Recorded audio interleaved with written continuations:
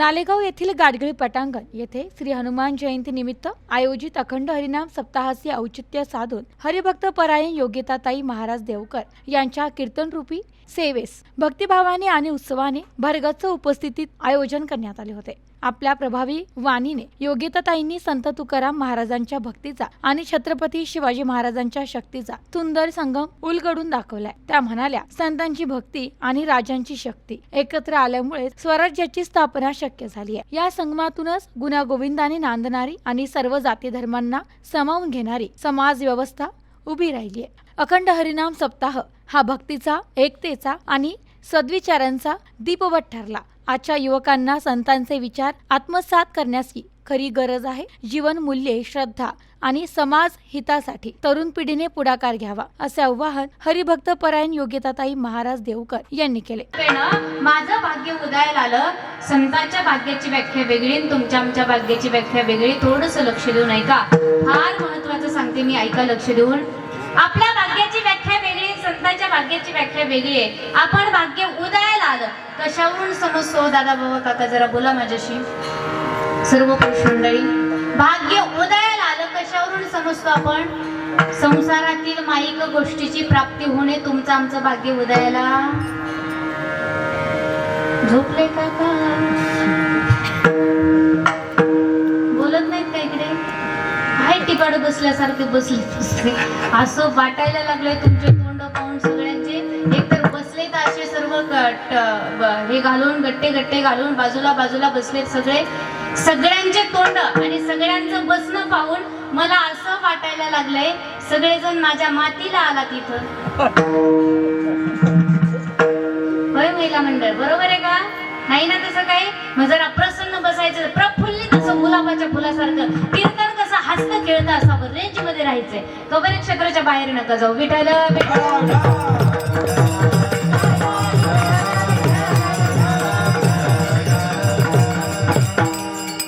सांगायचंय मला, आपलं भाग्य उदयाला आलं, संसारातील माईक गोष्टीची प्राप्ती होणे तुमचं आमचं भाग्य उदयाला आले। मला खरं सांगा पुरुष मंडळी, घराचा पाया खोदता खोदता जर धनाचा हंडा सापडला तर गळ्याची शपथ घेऊन सांगा, खोटं बोलायचं नाही। काय म्हणणार तुम्ही? भाग्य उदयाला आलं की बुडालं?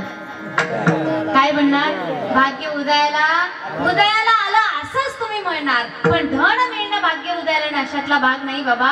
धन दुःखाला कारण आहे, द्रव्याच्या मागे कळी काळाचा लाग, म्हणून या संघ खोटा त्यांचा कितीही कमवलं तर याच ठिकाणी ठेवून जायचंय, बरोबर घेऊन जाता येणार? एका कवीनं मला सांगायचं तात्पर्य एवढंच आहे, तुकोबरांनी सुद्धा सांगितलं, पत्नीचा आणि तुमचा काही एक संबंध। सर्व साधू संतांनी सांगितलं, संबंध नाही देखील आहे देखील। शास्त्रामध्ये तिचे 7 प्रकार सांगतायत, धर्मपत्नी, अर्थपत्नी, कामपत्नी, मोक्षपत्नी, सेवापत्नी, कर्कशा पत्नी। त्यातील तुमची कर्कश असेल त्याच्यावढी फजिती त्याची। कर्कशे संगती दुःख उदंड फजिती। पत्नी सेवा पत्नी असेल ती भाग्य ठरेल, अन्यथा तुमच्या पत्नीचा आणि तुमचा काही एक संबंध नाही। चला हे सोडा, एखाद्याला मुलगा होत नसेल, मुलगा झाला, तो म्हणतो माझं भाग्य उदयाला। मुलगा मिळणं भाग्य उदयाला नाशातला भाग नाहीये। तुमचा मुलगा जर दुर्योधनाच्या वृत्तीचा, दुःशासनाच्या प्रवृत्तीचा, वाईट कर्म करणारा, दारू पिणारा, जुगार खेळणारा, व्यसन करणारा जर तुमचा मुलगा असेल तर त्या मुलाचा आणि तुमचा काही एक संबंध। तुमचा मुलगा असावा महाराष्ट्राचे राजे छत्रपती शिवाजी महाराजांचा, मुलगा असावा भुवनेश्वरी पुत्र स्वामी विवेकानंदासारखा, मुलगा असावा आदर्श पुत्र प्रभू रामचंद्रासारखा। असा जर आपला मुलगा असेल तो मुलगा आपलं भाग्य ठरेल दादा, अन्यथा आपल्या मुलाचा आणि आपला काही एक संबंध। माय माऊल्यांनो, खरं सांगू का, छत्रपती शिवाजी महाराजांनी 16व्या वर्षामध्ये स्वराज्य स्थापनेची शपथ घेतली। पुढचे 35 वर्ष झगडले, लढले। 35 वर्षामध्ये 36 जिल्ह्याचा महाराष्ट्र एकत्र जोडला। छत्रपती शिवाजी महाराज जर नसते तर आमच्या गळ्यामधला हा जो टाळ आहे ना, तो टाळ, माळ, भाळावरती बुक्का, कुंकू, द्वारामध्ये तुळस, या मंदिरावरती कळस, महिलांच्या नाकामध्ये 2-3 प्रकारच्या ज्या नथी आहेत ना, कोल्हापुरी, मोरपंखी, एक तो गाडा असतो, आता सिटीमध्ये नाही पाहायला भेटत तो गाडा, तुमच्याकडे तुम्ही कदाचित पाहिला असेल जुन्या लोकांनी, नाही का? गाडा असा मोठा असतो का? जुन्या असतो ना, असा मोठा गोल गाडा असतो बा, तो आमच्या खेड्याने तो अजून जास्त नाही पण थोडाफार पाहायला भेटतो। मला तो गाडा नाकामध्ये घातला ना, तर एवढं मजा वाटते ना मला, खूपच आनंदही वाटतो, कारण ती जुनी पद्धत आहे, त्याची आनंदही आहे. पण दुसरी महत्वाची गोष्ट, गाडा नाकामध्ये घालायचा आणि चहा प्यायचा. ते चहा पिताना मग ते असं वरती धरावं लागतं, बरोबर, असं बेसन वरती ओढल्यासारखं. मग ते असं वरती धरायचा. बरं, चुकून वरती धरता धरता गरम चहाच्या वाफेनं काही हाताला चटका वगैरे बसला, तिथे पटकन सुटतं चहात बुडतं. नाकातला गाडा जर चहात बुडला तर तो कुठला असतो? चहा किती सुगंधित लागत असते. विठाला विठाला.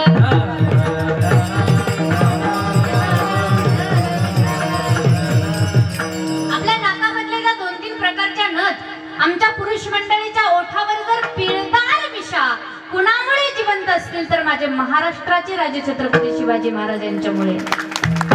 उपकार आहेत आपल्यावरती, उपकार आहेत. हिंदू म्हणून ओळखल्या जातोय.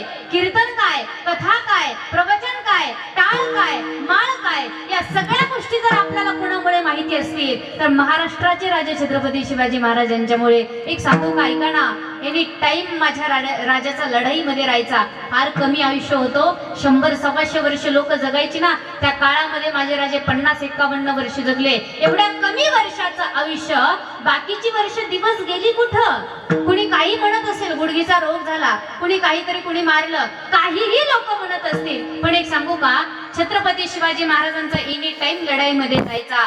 थोडासा एखादे दिवस जर लढाई नसेल तर गडावरती विचाराच्या लढाईमध्ये वेळ जायचा आणि झोप येत नव्हती. ज्या व्यक्तीला झोप कमी त्याचं आयुष्य कमी झाल्याशिवाय राहत नाही. लक्षात घ्या बरं तुम्ही, ज्या व्यक्तीला झोप कमी त्याचं आयुष्य कमी होतं, आणि त्या लोकांमध्ये आमचा सुद्धा नंबर आहे सर्वांचा. आम्ही जे महाराज लोक आहोत ना, महाराज मंडळी, आम्हाला सुद्धा झोपेचं बंधन अजिबात नाही. कधी झोप आहे तर कधी नाही. रात्रंदिवस प्रवास करत फिरावं लागतं. त्या गोष्टीमध्ये आमचा सुद्धा नंबर आहे. मला सांगायचं, एनी टाइम लढाई, नंतर झोप येत नव्हती, गडावरती मन लागत नव्हतं. ज्या दिवशी गडावरती मन लागणार नाही त्या दिवशी महाराष्ट्राचे राजे छत्रपती शिवाजी महाराज तुकोबरायांच्या कीर्तनाला जाऊन बसायचे. एक सांगू का माय तुम्हाला, तुकोबरायांची भक्ती, छत्रपती शिवाजी महाराजांची शक्ती, भक्ती आणि शक्ती दोन्ही एकत्र आल्या म्हणून स्वराज्य स्थापित झाले. आज इथेही तेच पाहायला भेटतंय. अध्यक्ष आहेत आमच्या तात्या, तरुण मित्र मंडळी छत्रपती शिवाजी महाराजांचं, त्या छत्रपती महाराजांची शक्ती आणि ही 33 वर्षाची ही भक्ती दोन्ही एकत्र आल्या म्हणून एवढ्या दिवस नाम सप्ताह चालू आहे. हे सोपं नाहीये. छत्रपती शिवाजी महाराजांनी सुंदर असं कार्य केलं, मुठभर मावळ्यांच्या सोबत केलं. आता कोटीन आपण एकत्र आलो, पण तेव्हा फक्त मुठभर होते. त्यांच्या सोबत लढाई केली आणि आपला महाराष्ट्र हिंदू म्हणून ओळखला जातोय. स्वराज्य असं नाव दिलं. ज्या वेळेमध्ये सर्व शाही होत्या, आजमशाही, कुतुबशाही, निजामशाही, अशा सर्व शाही होत्या. अशा शाही असताना छत्रपती शिवाजी महाराजांना शिवशाही असं नाव देता आलं असतं राज्याला, पण स्वराज्य दिलं. त्याच्या पाठीमागचं कारण गोरगरिबांना सुद्धा वाटावं की हे राज्य माझं आहे, हे राज्य आहे ना ते माझं आहे, हा देश माझा आहे, म्हणून स्वराज्य असं नाव दिलं. फार विचारानं त्या ठिकाणी स्वराज्य स्थापित केलं. त्या महाराजांच्या बद्दल काय बोलावं.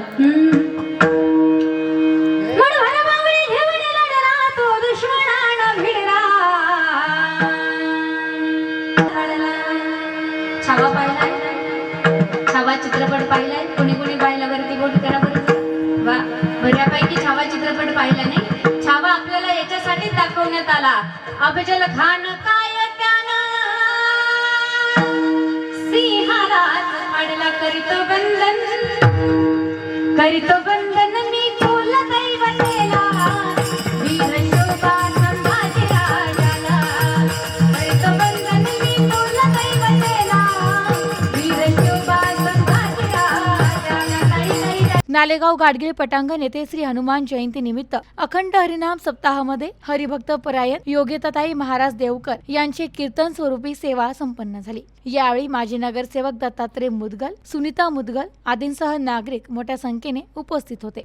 आज आपल्या समाजात अजूनही स्त्री भ्रूण हत्या यासारख्या अमानवी कृत्यांना सामोरे जावे लागत आहे. जी स्त्री भविष्यात जननी होणार आहे, संस्काराची मूळ शिक्षण असणार आहे, तिचे अस्तित्व जन्मण्यापूर्वीच नष्ट केले जाते. हे केवळ पापच नाही तर संपूर्ण मानवतेवर कलंक आहे. नागरिकांना स्त्री जन्माचा सन्मान करण्याचे आणि कन्याभ्रूण हत्येविरोधात सजग राहण्याचे आवाहन करत आजच्या पिढीने संतांच्या विचारांना आत्मसात करून समाजात सकारात्मक परिवर्तन उघडावे, असा संदेश हरिभक्त परायण योगिताताई महाराज देवकर यांनी दिलाय. चा अभंग जगद्गुरु तुकोबारायांचा होता आणि तुकोबारायांनी त्या अभंगामध्ये सांगितलं होतं की देवाची कृपा करून घ्यायची असेल तर अगोदर संतांची संगती करावी लागते. माझ्यावरती गुरुची कृपा झाली आणि मग माझा भगवान परमात्मा भेटला. आणि देव भेटल्याच्या नंतर तो हृदयामध्येच ठेवावा लागतो, कारण भगवान हृदयामध्ये राहू शकतो. आणि देवाला भेटण्यासाठी संत संगती, त्याचबरोबर पुण्य लागतं, भाव लागतो, श्रद्धा लागते, भक्ती लागते. पण सगळ्यांनी जर श्रद्धे भावानं भक्तीनं देवाचं भजन आणि पूजन केलं, संतांची संगती केली तर माझा भगवान परमात्मा नक्कीच भेटू शकतो. हेच आजच्या अभंगामध्ये सांगितलं आणि तुकोबारांनी सांगितलं खऱ्या अर्थानं देवाची भेट झाली, माझं भाग्य उदयाला आलं, भाग्य उजळलं. आणि आपलंही भाग्य उजळावं असं वाटत असेल तर देवाची कृपा होणं फार गरजेचं आहे. Bureau report news today 24 Ahilyanagar.